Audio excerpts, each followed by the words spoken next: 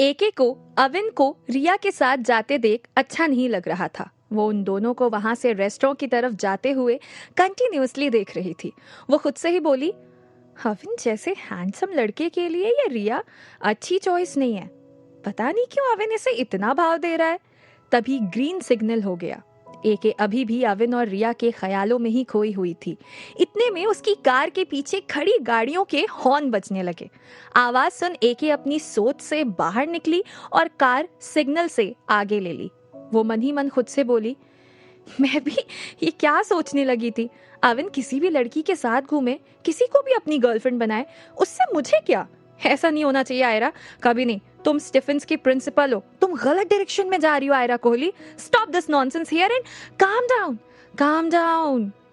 खुद को काम करते हुए वो मन ही मन हंसती। फिर कुछ देर बाद कार ड्राइव कर वहां से चली गई।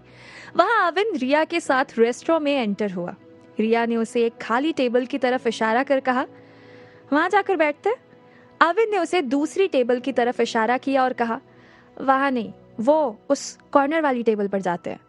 अविन की बात सुन रिया हंसती और बोली, कॉलेज में क्लासरूम में भी तुम सबसे पीछे कॉर्नर वाली बेंच पर बैठते थे।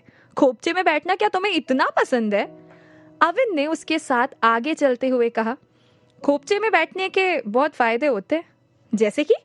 रिया ने रिएक्ट किया तो अविन ने उसे स्माइल दी और कहा, जैसे कि पहले तो किसी का खोपचे में ज्यादा ध्यान नहीं जाता है, और अगर जाता भी है तो वो उसे फिसड्डी समझ उस पर ज्यादा टेंशन नहीं देता है। इस तरह खोपचे में बैठ जो करना हो वो बड़ी आसानी से किया जा सकता है। रिया अविन की इस बात पर बड़ी जोर से हंसती। उसके हंसने की आवाज सुन दूसरे कस्टमर्स उसे घूरने लगे। तब तक वो लोग उस टेबल तक पहुंच चुके थे। अविन ने चेयर थोड़ी आगे कर रिया को बैठने को कहा। रिया ने उसे स्माइल दी और बोली, थैंक यू अविन, लेकिन आज इस डिनर पार्टी की होस्ट मैं हूँ। मैंने तुम्हें डिनर का प्रॉमिस किया था ना।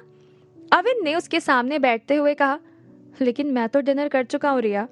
रिया ने उसे टोका, ज्यादा होशियार मत बनो। अभी कुछ देर पहले मेरे सामने तो तुम स्कूल से बाहर निकले तो डिनर कैसे कर लिया? अविन ने कहा, क्यों, ऑनलाइन ऑर्डर नहीं कर सकता? जोमेटो और स्विगी ऐसे वक्त पर ही तो काम आते हैं। रिया ने रिएक्ट किया, हाँ बहुत बिजी इंसान हो ना। वैसे डिनर खुद अपने हाथों से खाया या उसे खिलाने के लिए भी ऑनलाइन किसी को बुलाया था? अविन रिया का रिएक्शन देख मन ही मन बोला, कॉलेज में तो ये मुझे बिल्कुल भी भाव नहीं देती थी, अचानक से इसने मुझे इतनी इंपॉर्टेंस देनी शुरू कर दी। दाल में कुछ तो काला है। उसने काफी देर तक कोई जवाब नहीं दिया तो रिया उसकी तरफ देख हंसती। उसने अविन से कहा, वैसे जहां तक मुझे पता है स्कूल टीचर्स की जॉब सबसे इजी जॉब होती है। कम से कम उन्हें ओवर टाइम तो नहीं करना पड़ता। ये सुन अविन हंस दिया और बोला, ऐसा कुछ भी नहीं है। आजकल तो स्कूल टीचर की जॉब भी डिफिकल्ट हो गई है। उस पर आजकल तो मेरी वाट लगी हुई है। रिया ने पूछा, क्यों, ऐसा क्या हो गया? अविन ने गहरी सांस ली। इतने में वेटर वहां आकर खड़ा हो गया। वो रिया को घूरने लगा। अविन ने उसे टोका, हेलो, मैं ऑर्डर देता हूँ ना। लेकिन रिया ने उसे टोक दिया, ये ट्रीट मेरी तरफ से। आई नो तुमने डिनर कर लिया है, लेकिन मुझे कंपनी देने के लिए मेरे साथ थोड़ा सा तो खाना पड़ेगा। अविन कुछ कहता इससे पहले ही रिया ने ऑर्डर देना शुरू कर दिया। 1 garlic noodles, 1 egg chilli and 2 fresh lime soda. Anything in the dessert ma'am? Waiter का ये सवाल सुन रिया ने अविन की तरफ देखा तो उसने कहा, गुलाब जामुन तुम्हें बहुत पसंद है ना?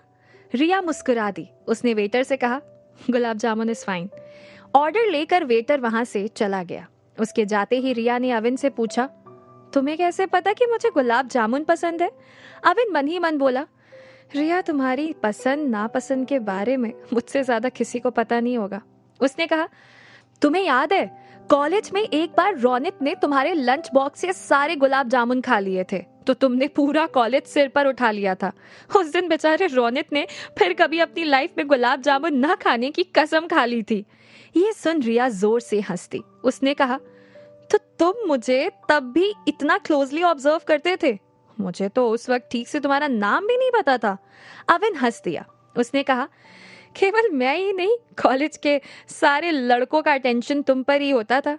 रिया बोली, अच्छा ये सब छोड़ो, तुमने बताया नहीं कि आजकल तुम इतने बिजी क्यों रहते हो? अविन ने उसे बताया, एक्चुअली कल से स्टूडेंट्स के मंथली एग्जाम्स शुरू हो रहे हैं, बस इसीलिए। रिया ने रिएक्ट किया। ओह, डेडिकेटेड टीचर। अविन इस वक्त मन ही मन सोच रहा था। रिया के मन में कुछ तो खिचड़ी जरूर पक रही है। ये डिनर अगर प्लान्ड होता तो वह मुझे कॉल कर एक बार पूछती तो जरूर। तभी अचानक रिया के चेहरे की एक्सप्रेशन चेंज हो गए। वो उदास हो गई। उसने भारी आवाज में अविन से कहा, एक्चुअली मुझे तुम्हारी हेल्प की जरूरत है अविन। ये सुन अविन ने खुद से ही कहा, तो मैंने सही गेस किया था। फिर उसने पूछा, मुझे लगा ही था कि तुम कुछ कहना चाहती हो पर कह नहीं पा रही हो, तो बताओ क्या बात है। रिया ने गहरी सांस ली, लेकिन तभी वेटर ऑर्डर लेकर आ गया। उसके जाते ही रिया ने कहा, Avin, my dad is missing again. ये सुन अविन बुरी तरह से चौंक गया। व्हाट? मिस्टर निशांत नेगी फिर से किडनैप हो गए?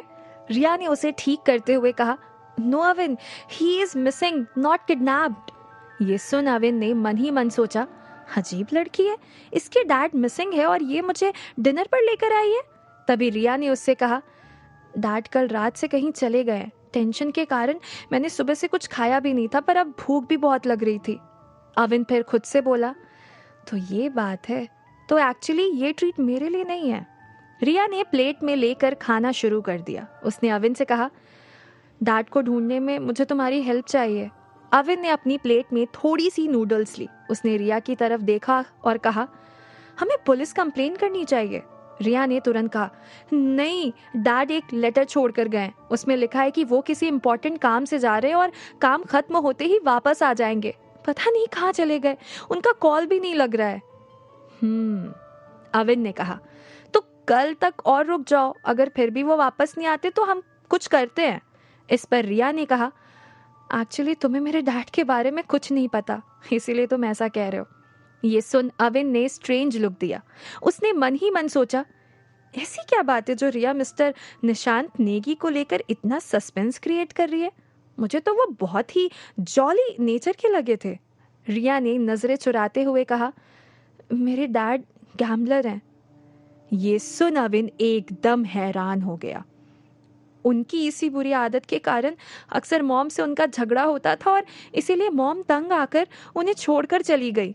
अविन मन ही मन सोच रहा था, कॉलेज में रिया को देख कभी नहीं लगा कि उसकी फैमिली में ऐसा कुछ होगा। लड़कियों के मन में कब क्या चल रहा है कोई नहीं बता सकता। अविन ने पूछा, तुम्हारे डैड ने किसी से कोई उधार तो नहीं ले रखा है ना? रिया ने जवाब दिया, मुझे एग्जैक्टली तो नहीं पता, but he lost everything. Mom dad जब सेपरेट हुए तब मैं यूएस में थी। बाद में डैड को हेल्थ इश्यूज होने लगे तो मुझे यहाँ वापस आना पड़ा। अविन ने गहरी सांस ली। वो मन ही मन बोला, अब समझ आया, इसीलिए रिया जॉब कर रही है और उसके खड़ूस बॉस को टॉलरेट कर रही है। तभी रिया का मूड अचानक चेंज हो गया। उसने अविन से कहा, वैसे तुम्हारी बात सही है, मुझे कल सुबह तक डैड के आने का वेट कर लेना चाहिए। अविन ने कहा, आई एम श्योर तुम्हारे डैड वापस आ जाएंगे। ये सुन रिया मुस्कुरा दी और बोली, हाँ शायद आ जाएंगे, वो घर से ज्यादा दिन बाहर नहीं रह सकते। अविन ने उसकी इस बात पर कोई रिएक्शन नहीं दिया। तभी रिया ने उससे पूछा, तुम्हें मिस्टर शर्मा याद है, मेरे सुपर बॉस? अविन उसका सवाल सुन चौंक गया। उसने कहा, हाँ याद है, क्यों, क्या हुआ? उनका तुम्हारे डैड के गुम जाने से कोई कनेक्शन है क्या? नहीं, रिया ने कहा, एक्चुअली मैं यहाँ तुमसे एक और इम्पॉर्टेंट बात कहने आई थी। मेरी company antiques appraisal exchange programme कर रही है। मिस्टर शर्मा चाहते हैं कि तुम भी ये प्रोग्राम अटेंड करो। ये सुन अविन हैरान हो गया। उसने कहा, मैं वहाँ आकर क्या करूँगा? मुझे तो एंटीक्स के बारे में कुछ भी पता नहीं है। रिया ने कहा, तुमने हमारी कंपनी की बहुत बड़ी हेल्प करी है। मेरे सुपर बॉस तुमसे बहुत इम्प्रेस हैं। तुम्हारी प्रेजेंस ही हमारे प्रोग्राम की शान होगी। अविन ये सुन हंस दिया। उसने कहा, तो तुम मुझे एंटीक पीस बनाकर तुम्हारे गेस्ट के सामने शो करना चाहती हो? अरे नहीं नहीं, ऐसी बात नहीं है। एक्चुअली तुम्हारे मिस्टर कुंदन मल्होत्रा के साथ अच्छे रिलेशन है, शायद इसीलिए he asked me to invite you, ताकि कंपनी को तुम्हारे और उनके इस रिश्ते का कुछ फायदा मिल सके। अविन ने पानी का ग्लास हाथ में ले लिया और कहा, आई डोंट अंडरस्टैंड, मेरे वहां आने से तुम्हारे सुपर बॉस को क्या फायदा होगा? रिया ने उसे घूरा और पूछा, इसका मतलब तुम नहीं आओगे? अविन ने कहा, मैंने ऐसा तो नहीं कहा, लेकिन तुम्हारा ये प्रोग्राम है कब? मैं अगले 3 दिनों तक एक एग्जाम के कारण बिल्कुल भी फ्री नहीं हूँ। रिया हंसती और बोली, I know you are a busy man. Programme की एग्जैक्ट डेट मुझे नहीं पता, मैं मिस्टर शर्मा से कंफर्म करके तुम्हें बता दूंगी। अविन ने पानी पिया और बोला, ठीक है, तुम्हारे लिए आ जाऊंगा। रिया ने उसे बड़ी प्यारी सी स्माइल दी तो अविन भी मुस्कुरा दिया। इतने में उसका फोन बज गया। किसी अननोन नंबर से कॉल आता देख अविन मन ही मन बोला, ये इस वक्त मुझे कौन कॉल कर रहा है। उसने कॉल उठाया और कहा, हेलो, अविन देसाई स्पीकिंग। अरे अविन बेटा, मैं निशांत नेगी बोल रहा हूँ। अविन ने जैसे ही रिया के डैड निशांत नेगी की आवाज सुनी तो वो बुरी तरह से चौंक गया। उसने रिया को सरप्राइज लुक दिया। वो रिया से इशारे में कुछ कहने जा ही रहा था कि तभी निशांत नेगी ने उसे आगे कहा, मुझे इस वक्त कुछ पैसों की बहुत जरूरत है, क्या तुम हेल्प कर सकते हो। ये सुन अविन ने फिर से रिया को देखा। वो मन ही मन बोला, रिया ने अभी बताया था कि उसके डैड गैम्बलर है, ये मुझसे पैसा कहीं गैम्बलिंग के लिए तो नहीं मांग रहे हैं। उसी वक्त निशांत नेगी ने उससे फिर कहा, मैं तुम्हें सारा पैसा वापस आकर लौटा दूंगा, लेकिन प्लीज अभी रिया से तुम इस बारे में कुछ मत कहना। अविन निशांत नेगी की ये रिक्वेस्ट सुन बुरी तरह से हैरान हो गया। वो रिया को घूरने लगा। रिया ने पूछा, किसका कॉल है अविन। रिया के डैड ने अविन से पैसा क्यों मांगा, क्या अविन रिया को ये बात बता देगा। निशांत नेगी ने रिया को ये बात बताने से क्यों मना किया।